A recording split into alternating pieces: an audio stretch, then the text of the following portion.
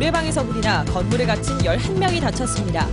여관비조차 내지 못한 30대 여성이 성탄 이브에 숨진 채 발견되기도 했습니다. 성탄절을 맞아 교회와 성당에서는 예수 탄생을 축하하는 기념 예배와 미사가 열렸습니다. 차분한 성탄절 표정 담았습니다. 5.18 민주화운동을 왜곡하고 폄훼하는 것을 막기 위해 마련한 법률 개정안이 국회에서 반년 넘게 낮잠만 자고 있습니다. 기념국 지정 문제도 해를 넘기게 됐습니다.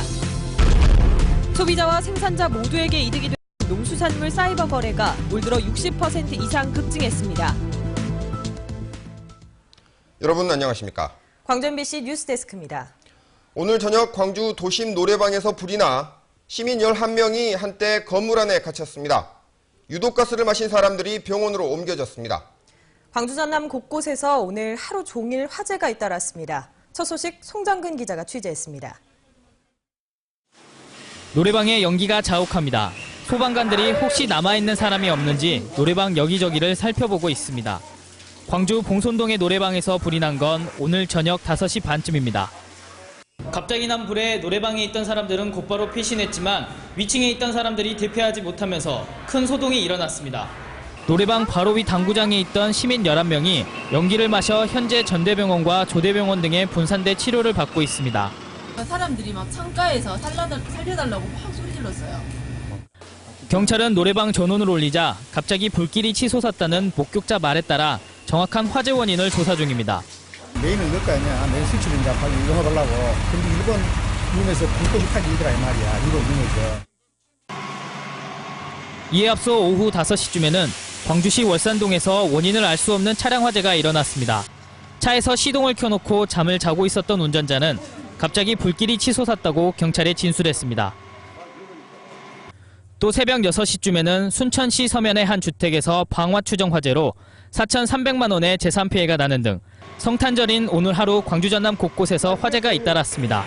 MBC 뉴스 송정근입니다. 여관에서 혼자 살던 30대 여성이 크리스마스 이브에 숨진 채 발견됐습니다. 어제 오후 6시쯤 광주시 동구 대인동의 한 여관에서 39살 최모 여인이 방 안에 쓰러져 숨져 있는 것을 여관 주인이 발견해 경찰에 신고했습니다. 경찰은 최 씨가 최근 다니던 직장을 그만두면서 여관비를 내지 못해 괴로워했다는 점과 방 안에 소주 10병이 발견되는 등 평소 술을 자주 마셨다는 유족들의 말을 토대로 지병으로 숨진 게 아닌가 보고 정확한 사망 경위를 조사하고 있습니다. 네, 이렇게 안타깝고 힘든 소식이 있었지만 시민들은 성탄절 휴일을 예수님 탄생의 의미를 되새기며 차분하게 보냈습니다.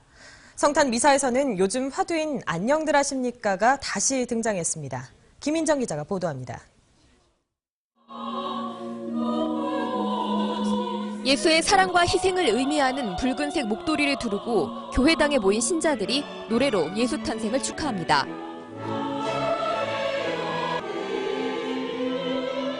천주교 신자들도 인간의 모습으로 태어난 그리스도의 탄생을 축하하는 기념미사를 올렸습니다.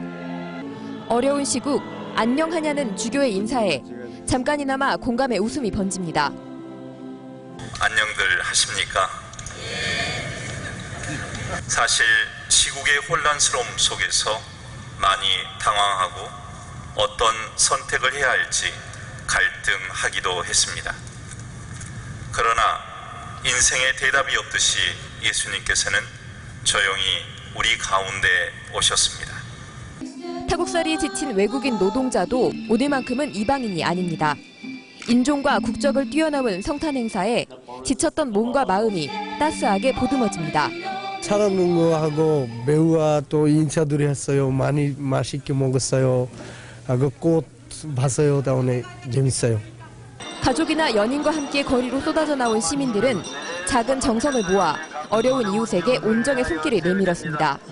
이렇게 얼어붙은 이 세상 속에서 조금이나마 빈각의 일 조각이나마 좀 녹일 수 있는 마음을 가졌다면 그걸 더 여러분들도 더 같이 나눴으면 참 좋겠습니다. 사회적 갈등이 극에 달한 데다 캐롤과 눈도 없어 다소 썰렁했던 이번 성탄. 그래도 예수 탄생의 의미를 되새기며 차분히 이웃사랑을 나눴습니다. MBC 뉴스 김민정입니다.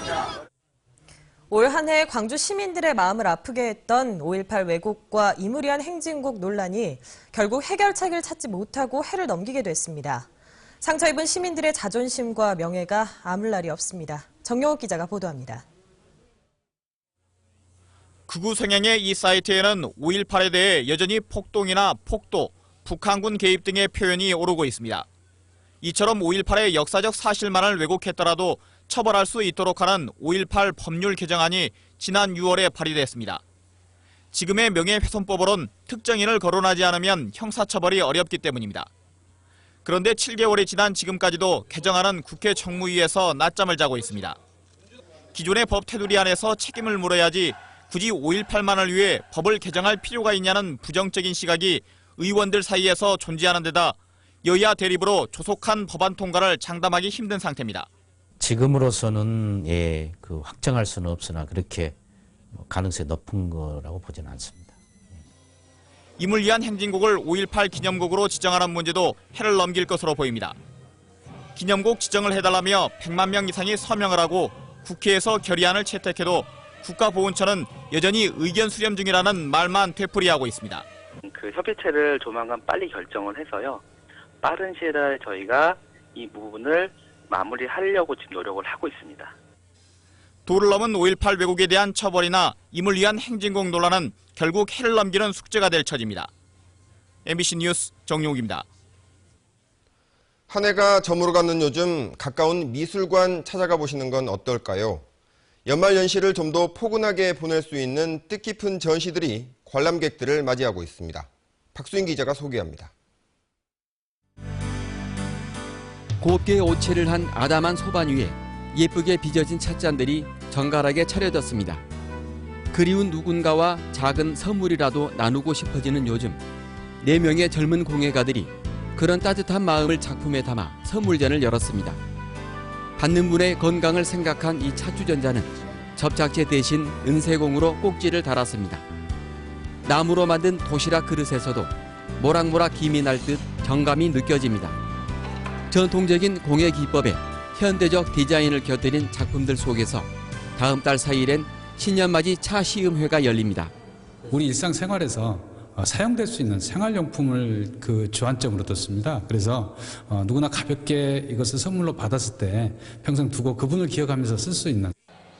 전시관 입구에 하얀 눈송이들이 매달렸습니다. 큼지막한 눈송이들은 저마다 손톱만한 사람들과 강아지가 살고 있는 소인국의 마을입니다.